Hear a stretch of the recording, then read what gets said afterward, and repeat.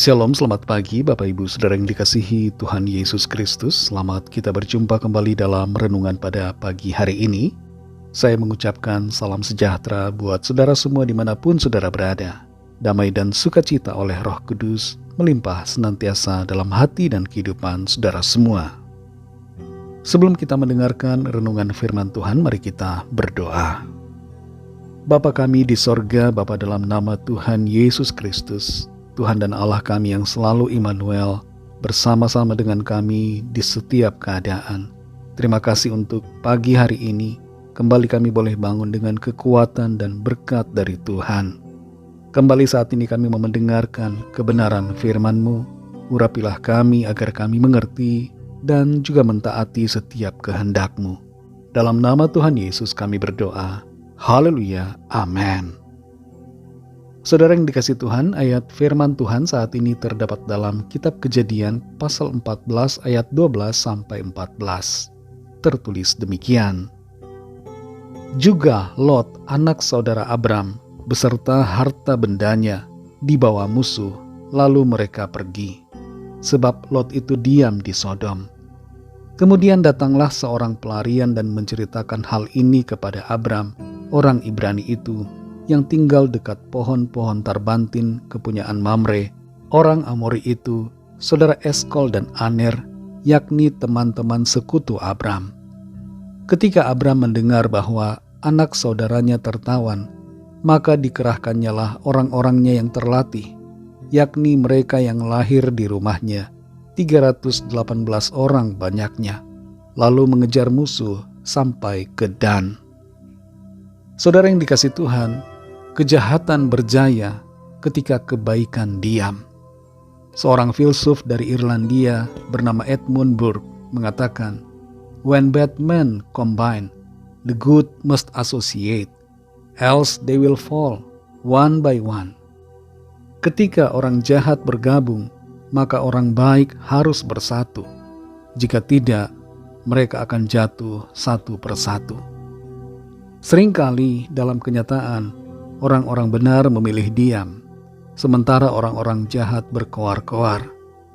Kadangkala memang kita perlu berdiam, tapi kadangkala juga kita perlu bersuara, agar kebenaran diperdengarkan dengan lantang dan kejahatan dikalahkan. Dalam Kejadian 14 ayat 12-14 ini, tertulis bagaimana Lot dan keluarganya diangkut sebagai tawanan oleh raja-raja yang berperang melawan Sodom dan wilayah sekitarnya. Pada saat itu terjadi peperangan antara para raja dari berbagai wilayah, yaitu Raja Sodom, Raja Gomora, Raja Atma, Raja negeri Zeboim, dan Raja negeri Bela. Mereka melawan Raja negeri Elam, yaitu Kedorlaomer, kemudian Raja Goyim, Raja Sinear, dan Raja Elasar. 5 raja melawan 4 raja, bersama-sama dengan para pasukannya masing-masing. Mereka berperang di lembah Sidim. Dalam peperangan itulah Lot dan keluarganya tertawan oleh musuh. Kepada Abraham kemudian diberitahukan oleh orang-orang bahwa keponakan Abraham, yaitu Lot, ditawan bersama keluarganya. Sebenarnya Abraham bisa memilih untuk diam saja di kemahnya, bersantai dalam kenyamanan, dan membiarkan Lot dalam penderitaan. Tapi hal ini tidak berlaku buat Abraham. Abraham tidak berdiam diri. Ia membawa 318 orang untuk membebaskan Lot dan keluarganya. Dan usaha Abraham ini pun berhasil. Ada kalanya saudara kita diperhadapkan pada situasi seperti ini. Apakah berdiam atau bertindak? Perhatikanlah, bila penegak hukum tidak ada di suatu kota, maka kota itu akan menjadi bagai neraka. Mengapa? Karena tidak ada penegakan hukum. Demikian juga kalau kebenaran hanya berdiam, kejahatan pun akan berjaya. Abraham memilih hal yang sulit, meskipun resikonya dia bisa mati dalam pertempuran. Abraham memilih untuk menegakkan kebenaran dan mengalahkan kejahatan.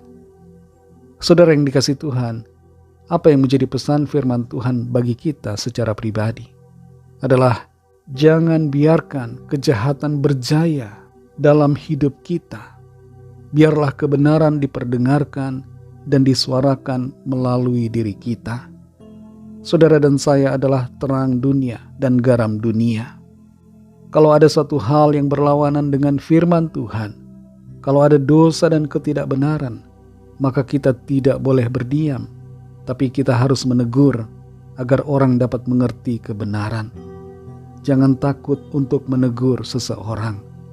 Dalam Amsal 27 ayat 5 tertulis, lebih baik teguran yang nyata-nyata daripada kasih yang tersembunyi. Mulailah hal ini dalam keluarga kita dan dalam lingkungan di mana kita berada. Suarakanlah firman Tuhan agar kehidupan kita dan kehidupan dalam lingkungan di mana kita berada penuh dengan kasih dan kebenaran. Mari kita berdoa. Terima kasih Tuhan Yesus, kami mengucap syukur kepadamu Bapa, oleh karena firman-Mu yang sudah kami dengar pada saat ini. Firman-Mu yang memberikan kami kekuatan, sukacita, tuntunan untuk hidup seturut dengan kehendak Tuhan. Kami mengerti bagaimana seharusnya kami berperan dalam hidup ini. Kami tidak boleh berdiam terhadap kejahatan, tidak boleh berdiam terhadap ketidakbenaran. Kami harus menyuarakan kebenaran firman-Mu. Kami harus menyuarakan dan memperdengarkan kasih dan kebenaran yang daripada-Mu, agar supaya orang-orang di sekitar kami tahu akan kebenaran dan kejahatan tidak akan berjaya.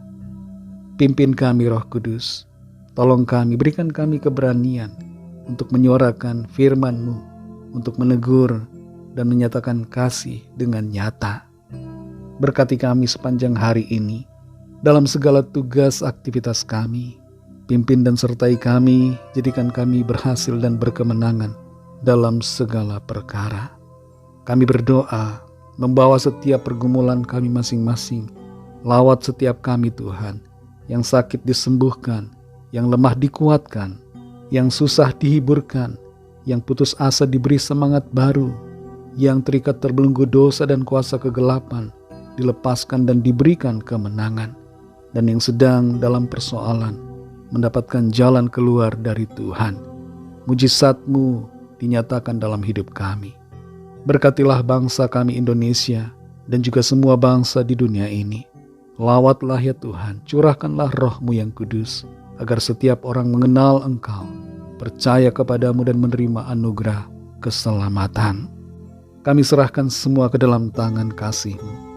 Hanya dalam nama-Mu yang kudus, nama Tuhan Yesus Kristus, kami sudah berdoa dan mengucap syukur.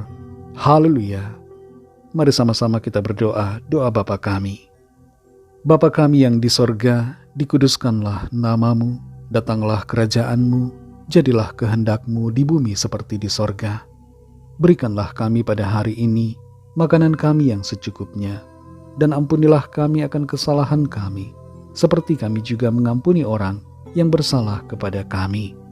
Dan janganlah membawa kami ke dalam pencobaan, tetapi lepaskanlah kami daripada yang jahat, karena Engkaulah yang punya kerajaan, dan kuasa dan kemuliaan, sampai selama-lamanya. Amin. Terimalah berkat Tuhan. Tuhan memberkati engkau dan melindungi engkau. Tuhan menyinari engkau dengan wajah-Nya dan memberikan kasih karunia. Tuhan menghadapkan wajah-Nya kepadamu dan memberikan damai sejahtera.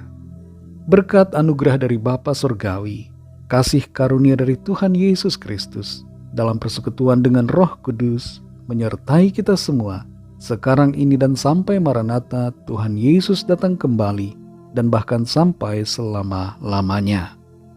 Dalam berkat nama Tuhan Yesus Kristus, haleluya, amin. Puji Tuhan, saudara yang dikasihi Tuhan, saya percaya firman Tuhan menjadi berkat dan kekuatan buat saudara semua, dan Roh Kudus akan menolong saudara untuk lebih lagi memahami kebenaran firman Tuhan dan hidup dalam kebenaran. Tuhan Yesus memberkati saudara semua. Sampai jumpa dalam renungan yang berikutnya. Haleluya.